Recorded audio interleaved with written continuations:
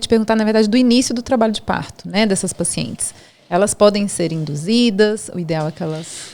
Olha, quando você passa... É uma conversa que eu tenho sempre muito com os pacientes, que é o seguinte. Se você tem uma cicatriz uterina prévia, o parto ideal para você é um parto natural. Sem dúvida. É claro que isso a gente vai ser avaliado ponto a ponto e pode ser que ela necessite uma anestesia mais na frente. Por exemplo, eu tenho uma paciente que é muito interessante a história dela, que ela chegou com 3 cesarianas prévias, e aí ela veio do interior e falou comigo assim, eu queria um parto normal. Eu falei assim, tudo bem. Você entende que o seu parto é natural? Ela olhou para mim, é natural. Ela, não, deixa eu te explicar. Eu te dou anestesia, tem que estar com 9 centímetros, 10 centímetros. Se não for, se você me pedir anestesia com 3 para 4 centímetros, nós vamos fazer cesariana. Porque aí nós vamos começar a mexer nesse seu trabalho de parto, nós vamos ter que entrar com ocitocina, nós vamos ter que romper bolsa. E dá errado quando a gente começa a mexer no trabalho de parto. O trabalho de parto com cicatrizes uterinas, ele tem que ser mais espontâneo possível. E foi o que aconteceu. Ela chegou, segurou tudo que tinha para segurar, ela chegou, a hora que eu examinei, que estava com 8 para 9 centímetros, ela falou assim, agora você me dá minha anestesia. Aí eu falei assim, perfeitamente. Tomou e pariu lindamente. Então, ter essa estratificação e esse cuidado individualizado, o parto deve ser espontâneo, mas não é cultural no Brasil os partos vaginais espontâneos, os naturais. Então, o que é cultural no Brasil é o parto vaginal com analgesia, mas essa paciente tem que ser avisada que a analgesia dela é tardia.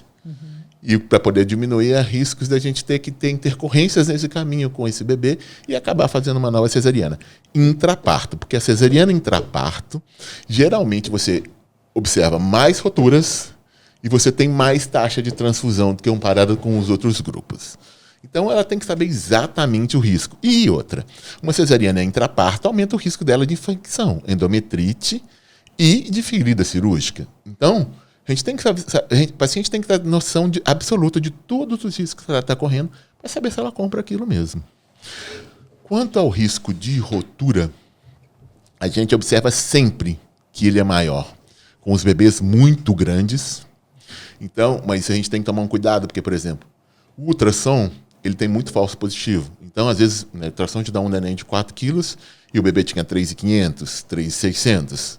Então, a gente não vai usar só o ultrassom como parâmetro. A pelvimetria radiológica não é um parâmetro para ser utilizado.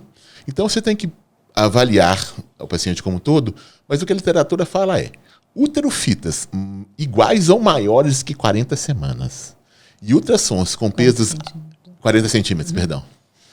A altura uterina maior que 40 centímetros ou mais. E ultrassons com bebês acima de 4 quilos, você tem que conversar com a paciente sobre a possibilidade de uma cesariana ser mais seguro para ela. Tá? E aquela coisa toda de você conversar de riscos e benefícios para aquilo. E lembrar para ela que toda vez que a gente vai induzir, o risco de rotura aumenta. Então, o melhor cenário é um parto espontâneo. Eu lembro da paciente dos 4 cesarianas prévias que chegou para um parto normal, e ela sempre perguntava, porque existe uma coisa que é real, né? Ela foi operada o primeiro com 38, o segundo com 37, o terceiro com 30 e nunca chegou em 39 semanas. Então, quando ela fez 40 semanas, ela estava surtada. Absolutamente surtada. Tipo assim, mas esse bebê... Eu falei assim, esse bebê não tem nada de errado. Os seus bebês foram retirados da barriga. Você não sabe se eles iam ficar até 40 semanas. Às vezes, o seu forninho é bom para ficar até 40 semanas. E está tudo bem. Enquanto o neném estiver bem, nós vamos continuar com ele. Você quer ainda um parto normal? Quero.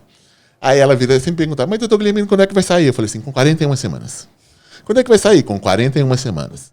Com 41 semanas ela rompeu o bolso. Aí ela me falou, bem que você falou que era 41 semanas. Eu falei, os meninos são tranquilos, a gente só tem que esperar a hora deles. Sim. Então, essa ideia de que se tem que, mas isso é melhor. A gente tem que lembrar que os antigos chamavam a gravidez de esperar bebê. Você espera o bebê para fazer o bebê e você espera o bebê durante o tempo de gestação. Então você tem que esperar o bebê. E eu sempre brinco com ela. E isso é só o treinamento inicial para a sua maternidade. Porque você acha que o neném vai mamar a hora que você quer, na sua planilha de Excel, a hora que ele quiser? A hora que ele quiser. Então você já tem que começar a aprender a esperar o tempo do outro e não o seu tempo. Isso é muito importante.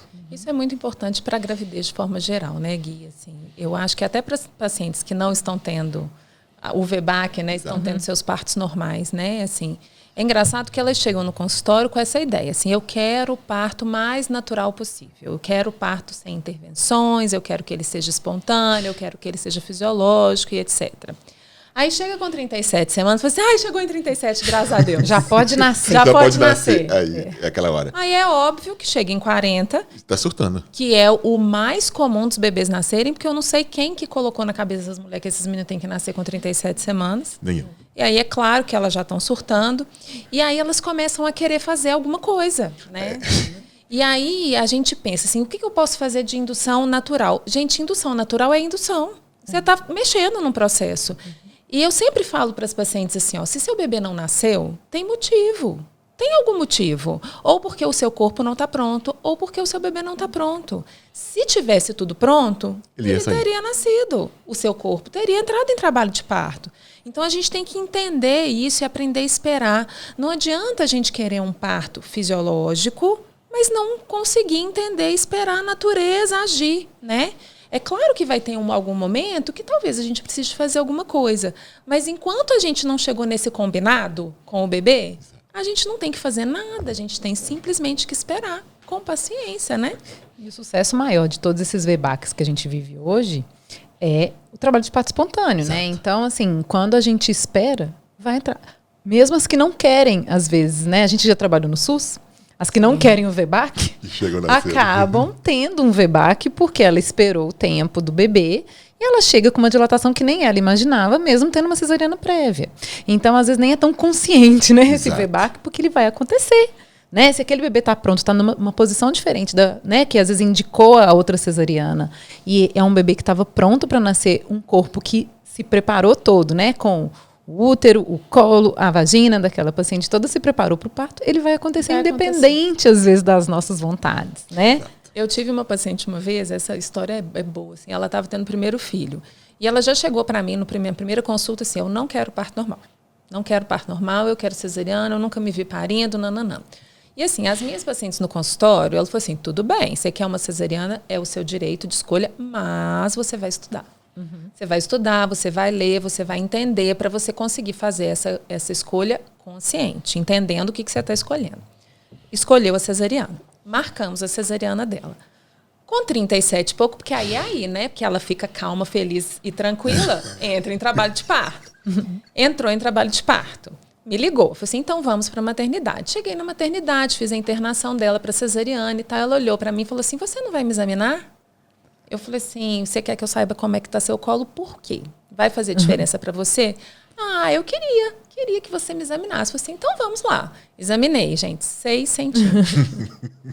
Aí ela falou assim, o que você acha? Eu falei assim, você jura? Você vai estar me perguntando? Eu dei milhões de coisas para você ler, eu dei um monte de vídeo para você estudar. É óbvio que eu vou te falar para você ter um parto normal, até porque o seu neném quer isso, e o seu corpo também. Sim. Então, assim, pra mim, você tem que parir.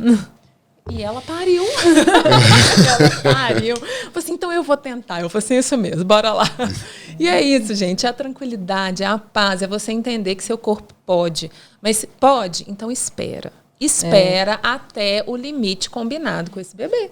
Né? Acho que o segredo dos VBACs é esse, né? Essa espera aí que faz toda a diferença pra gente não ter que intervir no útero que às vezes não começou a contrair. A gente sabe que os riscos maiores são esses, né?